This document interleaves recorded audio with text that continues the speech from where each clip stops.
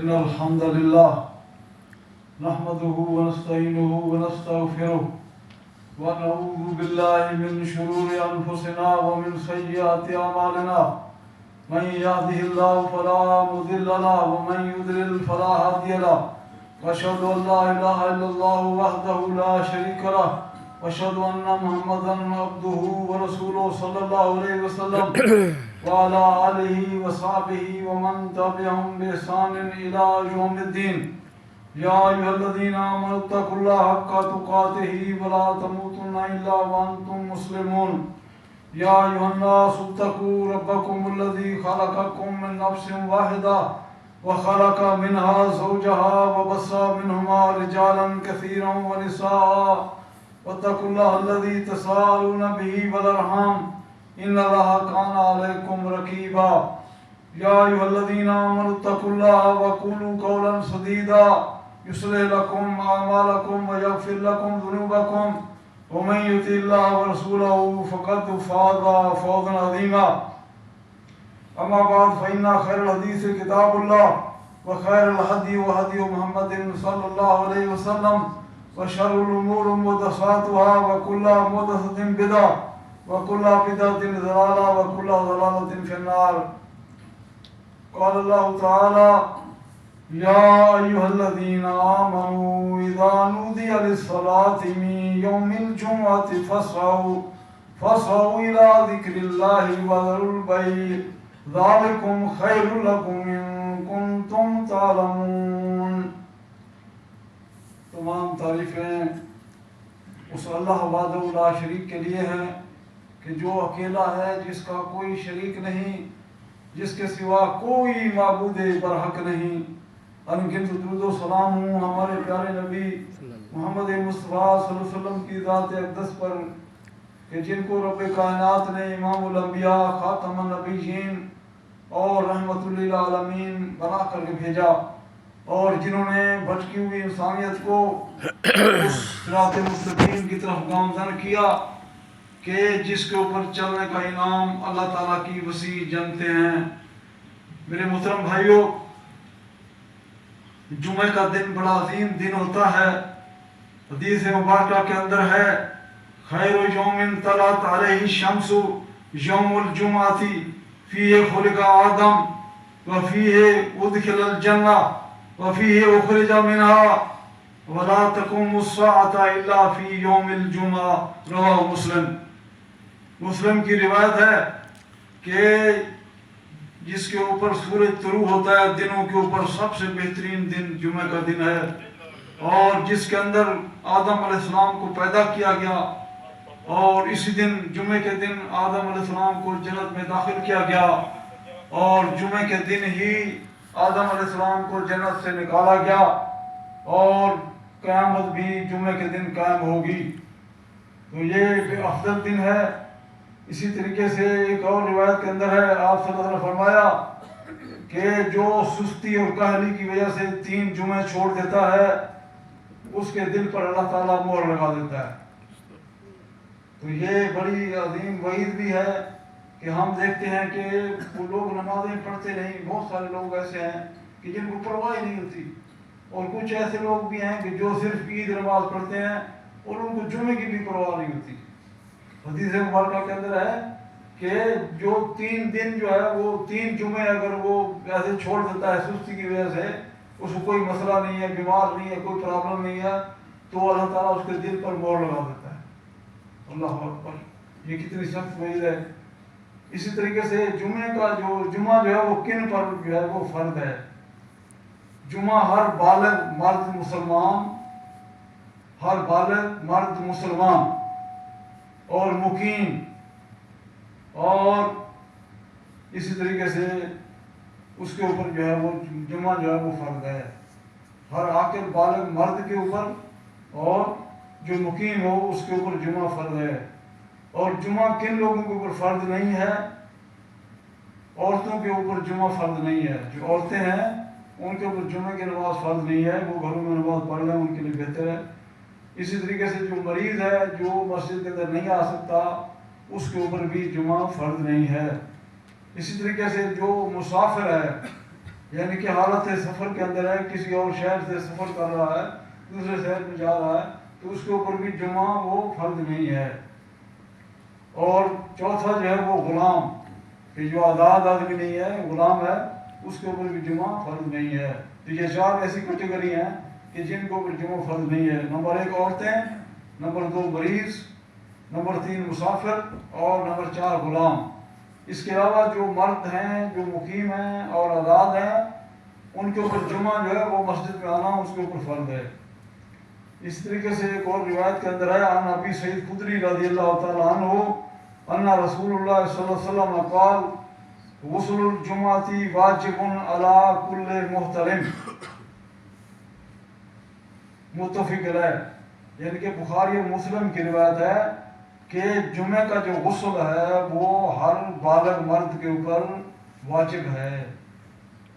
اس کے اندر اختلاف ضرور ہے، لیکن یہ جو حدیث کے الفاظ ہیں واجب کے الفاظ آئے ہیں، تو یہ متفق روا بخاری اور مسلم کی روایت ہے۔ تو جو مرد آدمی ہے، جو بالغ ہے، اسے چاہیے کہ نماز پڑھنے کے لیے جب جمعے کے لیے آ رہا ہے تو اس سے پہلے وہ غسل کر لے۔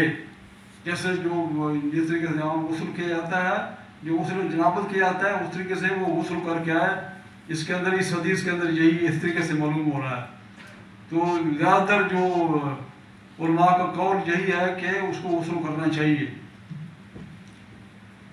اس لیے جمعہ جو ہے اس کا بہت بڑا ثواب ہے۔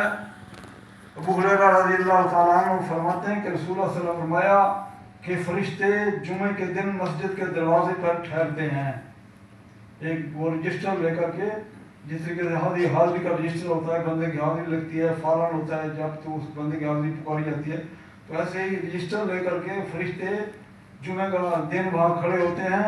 جو سب سے پہلے آنے والا ہے اس کا نام لکھتے ہیں، پھر جو اس کے بعد آتا ہے اور جو اول وقت میں آئے اسے اونٹ کی قربانی کا ثواب ملتا ہے۔ یہ اونٹ کتنا بڑا عظیم جانور ہے، بڑا جانور ہے، اس کی قربانی کرنا کتنا بڑا اجر و ثواب ہوگا۔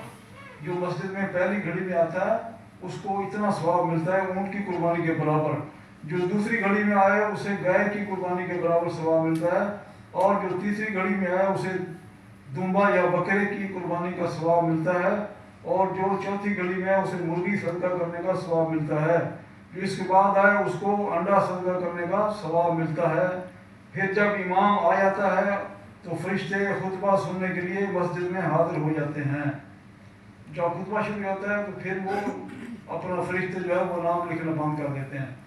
تو آپ یہ اندازہ کریں کہ کتنا بڑا جو ثواب ہے کہ جمعے کے دن آپ غسل کر کے آئیں اور ادھر آ کر کے مسجد کے اندر تلاوت کریں، اپنے جو آپ نوافل ہیں وہ آپ پڑھنے میں لگ جائیں، تو اس کا بہت بڑا جو ثواب ہے۔ اونٹ کی قربانی، گائے کی قربانی آپ فری میں آپ مل جائے گی، آپ کو مال بھی خرچ نہیں کرنا پڑے گا۔ اور اتنی بڑی قربانی جو ہے، ہم کیا کرتے ہیں کہ ہم ایسا ہوتا ہے کہ بیٹھے رہتے ہیں، جب خطبہ ختم ہونے والا ہوتا ہے وہ آتے ہیں لوگ اور بس آ کر کے 2 رکعتیں پڑھ کے چلے جاتے ہیں۔ تو اس طریقے سے آپ وہ اپنی جو اتنا بڑا ثواب ہے اس کو ضائع کر رہے ہیں۔ تو ہمیں چاہیے کہ ہم آئیں اور جلدی آئیں، کوشش کریں اور غسل کر کے آئیں۔ تو بعض لوگوں کو یہ دیکھا گیا ہے کہ وہ مسجد میں آتے ہیں، آ کر کے پہلے بیٹھے ہوتے ہیں، لیکن جب خطبے کی اذان شروع ہوتی ہے پھر وہ سنتے پڑھنے لگ جاتے ہیں۔ تو اس حالت کے اندر یہ طریقہ ٹھیک نہیں ہے۔ آپ جب بھی مسجد کے اندر آئیں آپ تحیۃ المسجد پڑھیں، اور اس کے بعد جمعے کی یہ کوئی سنتے جو ہے جمعے سے پہلے جو سنتے ہیں، کوئی اس کی تعداد مقرر نہیں ہے، جس سے آپ دیکھتے ہیں کہ یہ نہیں ہے جمعہ اور چیز ہے، ظہر اور چیز ہے۔ کچھ لوگوں کے ذہن میں ہوتا ہے جس طریقے سے ظہر کی 4 سنتے ہیں تو ہم بھی آ کر کے وہ 4 سنتے پڑھیں گے، پہلے جب اذان ہو جائے گی پھر ہم 4 سنتے پڑھیں گے۔ پھر یہ جمعے کی یہ نہیں ہے۔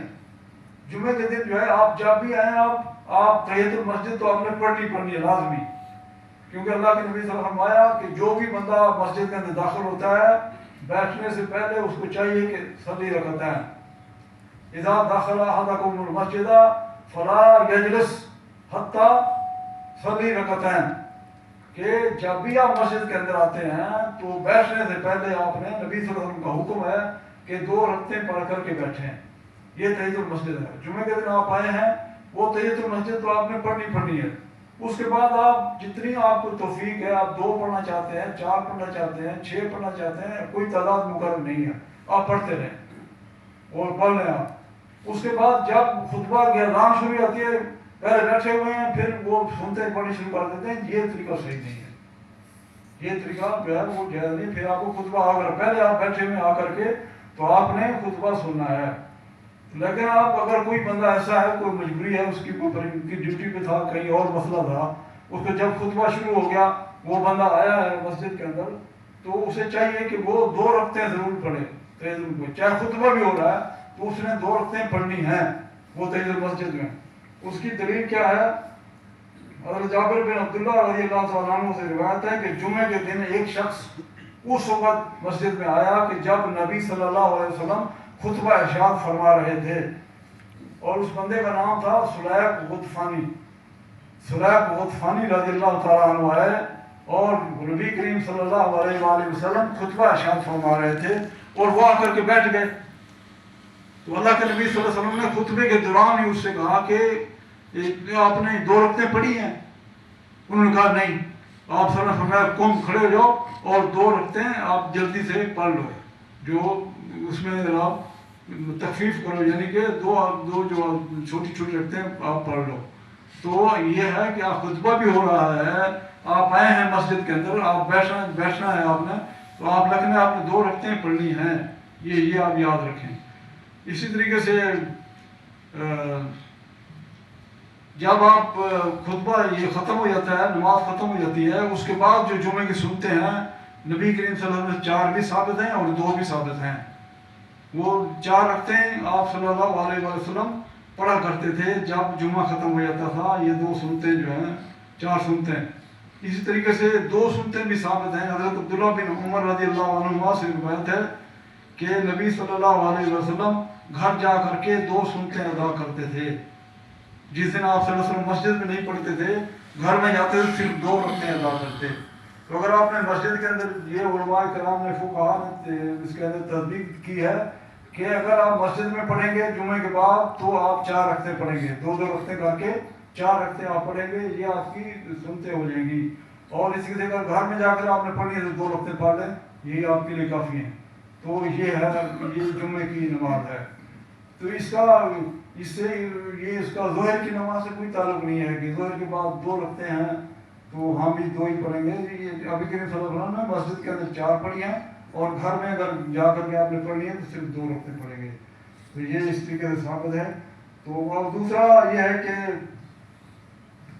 جمعے کے دن اگر کوئی اس حالت میں آتا ہے کہ امام جو ہے وہ 2 رکعتیں پڑھ چکا ہے اور آپ آ کے تشہد میں شامل ہوئے ہیں، جو آخری تشہد کے اندر اگر امام بیٹھا ہوا ہے تو پھر آپ جو ہے آپ اس کو چاہیے آپ کو کہ ظہر کی نماز پوری پڑھیں، آپ 4 رکعتیں پڑھیں، ٹھیک ہے۔ اس کی حدیث ہے من ادرک رکعۃ فی الصلاۃ فقد ادرک الصلاۃ، رواه البخاری و مسلم۔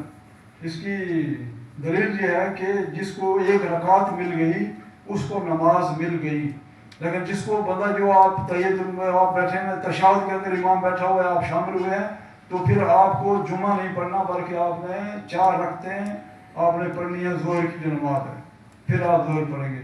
اگر آپ کو جمعے کی 1 رکعت مل گئی ہے، آپ یعنی کہ رکوع سے پہلے شامل ہو گئے ہیں، تو پھر آپ کی وہ رکعت آپ کو مل گئی ہے، لہٰذا پھر آپ جمعہ پڑھیں گے۔ تو یہ بھی آپ اس کے اندر یاد رکھیں۔ یہی جو جمہور علماء کا مسلک ہے کہ اگر کوئی جمعے والے دن آخری تشہد میں آ کر کے ملا تو اس کو جمعے کی نماز نہیں ملی، وہ ظہر کی 4 رکعت ادا کرے گا۔ اور یہی جو ہے علامہ ابن عثیمین رحمۃ اللہ علیہ جو سعودی عرب کے بہت بڑے عالم گزرے ہیں، ان کا بھی یہی قول ہے کہ جو تشہد کے اندر آ کے شامل ہوا ہے وہ اس کو پوری جو ہے وہ اس کو ظہر کی نماز پڑھنی چاہیے، ٹھیک ہے۔ اگر اس کو 1 رکعت مل گئی ہے امام سے اس رکوع میں جانے سے پہلے آ کر ملا ہے تو پھر اس کو رکعت مل گئی ہے، پھر وہ جمعہ پڑھے گا۔ لیکن اگر کوئی تشہد کے اندر آ کر کے ملا ہے تو پھر اس کو پوری جو ظہر کی نماز ہے وہ پڑھنی ہے، اس کو جمعہ نہیں ملا۔ اسی طریقے سے عن ابی ہریرہ رضی اللہ تعالی عنہ قال قال رسول اللہ صلی اللہ علیہ وسلم الصلوات الخمس والجمعۃ الی الجمعۃ ورمضان الی رمضان مکفرات ما بینہن اذا اجتنبت الکبائر، رواه مسلم۔ کہ مسلم کی روایت ہے کہ حضرت ابو ہریرہ رضی اللہ تعالی عنہ روایت ہے کہ اللہ کے نبی صلی اللہ علیہ وسلم نے فرمایا کہ جمعے سے جمعے تک ایک جمعہ کسی نے پڑھا ہے پھر دوسرے جمعے تک اس کے گناہوں کا وہ کفارہ ہے. درمیان میں جو گناہ ہوتے ہیں اللہ تعالیٰ اس کو معاف کرتا رہتا ہے، لیکن یہ ہے کہ وہ کبیرہ گناہوں سے بچتا رہے. یہ بھی بڑی عظیم چیز ہے. اور اسی طریقے سے عن ابی سعید خدری رضی اللہ تعالیٰ عنہ ان النبی صلی اللہ علیہ وسلم قال من قرأ سورۃ الکہف یوم الجمعۃ امن لہ من النور ما بین الجمعۃ بین، ایک جمعے سے دوسرے جمعے تک اس کے لیے نور ہوگا جو سورۃ کہف پڑھتا ہے. جمعے کے دن جو سورۃ کہف ہے اس کا پڑھنا بھی بہت بڑا اجر و ثواب رکھتا ہے. تو جمعے کے دن آپ کوشش کریں کہ سورۃ کہف بھی ضرور پڑھیں. اور اس طریقے سے کبیرہ گناہوں سے انسان کو بچنا چاہیے، کیونکہ کبیرہ گناہ بغیر توبہ کے معاف نہیں ہوتے. یہ صغیرہ گناہ ایک نماز سے دوسری نماز تک اور جمعے سے جمعے تک اللہ تعالیٰ معاف کرتا رہتا ہے. اللہ تعالیٰ سے دعا ہے کہ اللہ تعالیٰ ہمیں دین کی صحیح سمجھ عطا کر دے. اقول قولی ھذا استغفر اللہ لی ولکم ولسائر المسلمین فاستغفروہ انہ ھو الغفور الرحیم.